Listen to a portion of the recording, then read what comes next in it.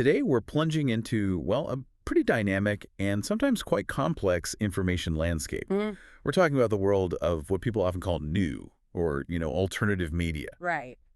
And our mission for this deep dive is really to unpack how these platforms emerged, what their core purpose is, and the really varied ways they approach things. Yeah, the approaches are varied. We want to help you, our listener, sort of navigate the space and maybe become even better informed. And to do that, we're actually drawing from a fascinating YouTube video transcript we found. Okay. It features the creators of two pretty prominent alternative Dutch outlets, and they're discussing their motivations, their methods, which are quite distinct, and also their, let's say, sharp criticisms of mainstream media. So it's a real look behind the curtain then. Exactly. Yeah. So let's start right at the beginning. What was the spark? What was going on, or what did these creators see going on that made them think, okay, we need to launch something different? Well, it seems one of them described the world as somber. That was the word used? Yeah. Somber. Okay. Yeah, and pinpointing polarization specifically as the greatest enemy. Right. And what about that perceived somberness, pushed them to act? Well, what's really interesting is how they immediately link that feeling, that somber view, not just to a general problem in society, but specifically to the role of information. Okay. They seem to see providing, well, what they consider accurate information as the key to the solution. The key. Yeah, in a world they believe is going through some big, difficult transitions. It's a pretty high-stakes way of looking at their own work. Definitely sounds like it. Believing they can sort of counteract a global mood through information.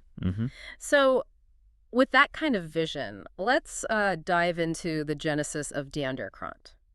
That translates to the other newspaper, right? That's right. It apparently started around 2018, maybe 2016, driven mainly by geopolitical considerations. What were those about?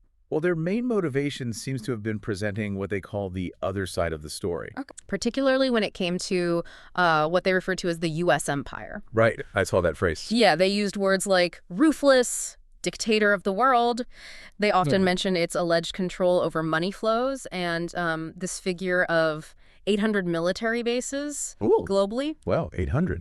Yeah, a figure critics often use to show its reach, especially since there aren't, traditional colonies anymore. Yeah. So it frames their initial purpose as being fundamentally a counter-narrative, challenging the dominant view on geopolitics. And to give you listening a clearer idea of what they felt was being ignored, they specifically mentioned past U.S. actions. Things in Libya, Syria. Afghanistan, Iran, Iraq, yeah, Latin America too. Exactly. But then, interestingly, the paper started out quite activist, they said, but then it deliberately broadened its scope. Why do that? Well, it seems like a conscious choice, really, for continuity, maybe wider reach. Okay. They expanded into things like film, health, education, and they explicitly said they wanted to avoid getting stuck in that Corona story. Ah, interesting. Which suggests, a desire to be more than just about one issue, aiming for maybe broader relevance, maybe longer-term survival. Makes sense.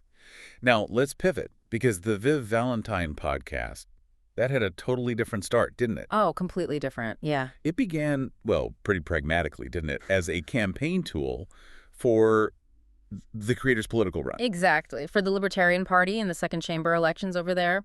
Very practical origin. But then it kept going after the election. It did. It evolved quite a bit. The creator felt it was very important to continue because they felt they were fulfilling the function that journalism should have. Which they defined as controlling the government to safeguard a free society. Particularly, they said, during what they called Corona and the biggest dystopia ever. Strong words again. Yeah, and even the podcast name, Viv Valentine, apparently comes from V for Vendetta. Oh, wow. A film they felt they were actually living through at the time. So, okay, vastly different starting points. One global geopolitics, the other local elections. But both kind of grew into something broader. It really shows the different foundational ideas behind this alternative media scene. Absolutely. And that diversity, it doesn't just stop at origins, does it? It extends to how they actually operate. Right, like their style, their tone. Exactly. It's not just what they say, but how they say it. Yeah, like one creator really emphasized approaching serious stuff with a laugh. Right. Suggesting that ridiculing power is a very powerful tool. Even calling things a clown show, What's that strategy about? Well, it sounds like a very deliberate, almost strategic use of humor as a weapon. Right. Like if you make something absurd, you strip its power away. But then in stark contrast, you have another creator who admits to being more serious, maybe In somber. analogy, they get called a doom-monger sometimes. Exactly. And they actively try to counter that perception by seeking balance, using humor elsewhere, having columnists, highlighting beautiful initiative. So one leans into the humor, the other tries to inject it to balance out a more serious default. Pretty much. It's fascinating, isn't it, how different tones are used to try and engage people. Yeah, one using levity as a weapon, the other striving for balance. Yep. And that kind of leads into who they're trying to reach, right? Their audience, their mission. It does, yeah. One creator was quite explicit, saying their mission isn't to satisfy people who already agree with them. Okay, interesting. Instead, the content is mostly made for new souls. That's the phrase, people who are not yet awake. Wow. Even if that means losing subscribers who just want, confirmation. That's the bold move. Yeah. Potentially alienating your base to reach newcomers. Like consciousness raising almost. Mm-hmm. And then you contrast that with the other approach. While they still want to keep people updated, the aim is more about bringing new things, not just confirming beliefs. Right. They mentioned zooming out from the day-to-day actualities or news to give broader context, to help people avoid feeling stuck. So this really makes you think, doesn't it? Is the media you consume trying to confirm what you already think, just inform you of facts, or actively awaken you to something else? Exactly. And how does that fundamental aim shape what you actually end up seeing or hearing? Which brings us to maybe the most revealing part of their whole discussion. Yeah. How do they actually define what they do? Is it journalism? Is it commentary? Something else? Yeah, this is where it gets really interesting because their answers really challenge the traditional definitions. Okay, so what do they say? Well, one creator firmly believes they operate journalism, full stop, emphasizing transparency, basing claims on evidence. Right. They believe there is a factual reality, like, say, in Ukraine or Israel, and they reject the idea that everyone has their own truth. Okay, but they acknowledge selection bias. Yeah, they acknowledge that everyone selects information, but for them, a good journalist is an activist for the truth, not for an ideology. Activist for the truth. Interesting phrase. Now contrast that. Right. Contrast that with another creator who explicitly says they would not call myself a journalistic platform. Oh, okay, so what are they then? They call it a talk show, providing commentary. And they openly admit they never do or wederhoor. Which is? Remind us. That's the Dutch term, basically the core journalistic principle of seeking opposing viewpoints, getting both sides of the story. So they just don't do that? Apparently not. And then there was even a third voice in the original chat Oh. who explicitly said, I do not claim to be a journalist. And they write everything under comedy as a kind of safe framework. Safe framework.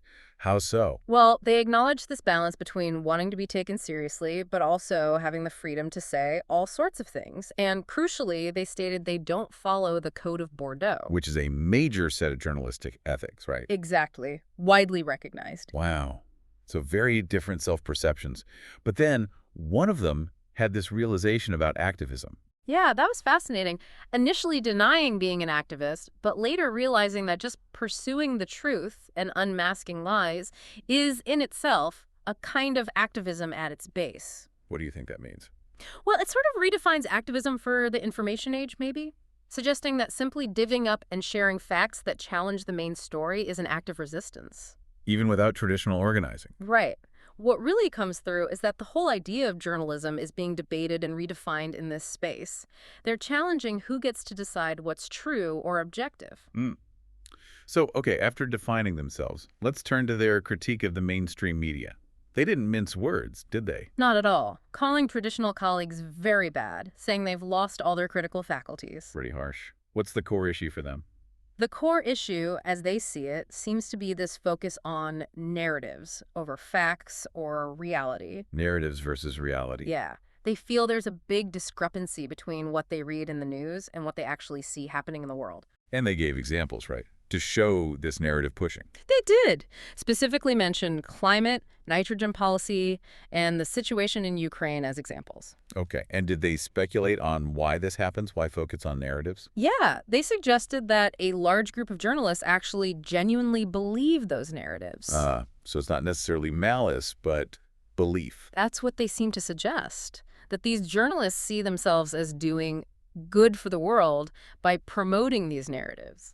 They use the example phrase, saving the climate, which Yeah. one creator found insane. Seeing it as belief overriding objective reporting. That seems to be the argument. They also brought up the pharmaceutical industry as a specific example. Right, expressing concern that there's just no criticism of what they called shady practices. And the critics get dismissed. Yeah, they mentioned an author, Dor Frankema, who wrote a book about vaccinations, apparently quite critical. A fantastic book, they called it. Right, but gets dismissed as an idiot. And they brought up Robert F. Kennedy Jr., too. Yeah, saying he gets framed as just an anti-vaxxer in the mainstream.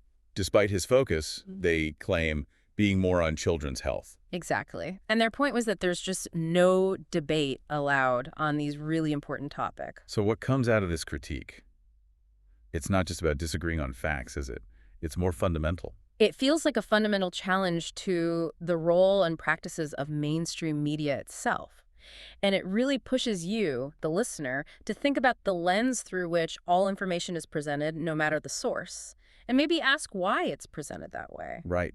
So given all this, given the critiques they face themselves, how do these alternative outlets plan to keep going? What's their survival strategy? Well, it sounds almost deceptively simple. One said, just keep going, don't stop. Keep calm and carry on, basically. Pretty much. Seeing it as a marathon needing long breath. And is there a longer-term vision there? There seems to be, yeah.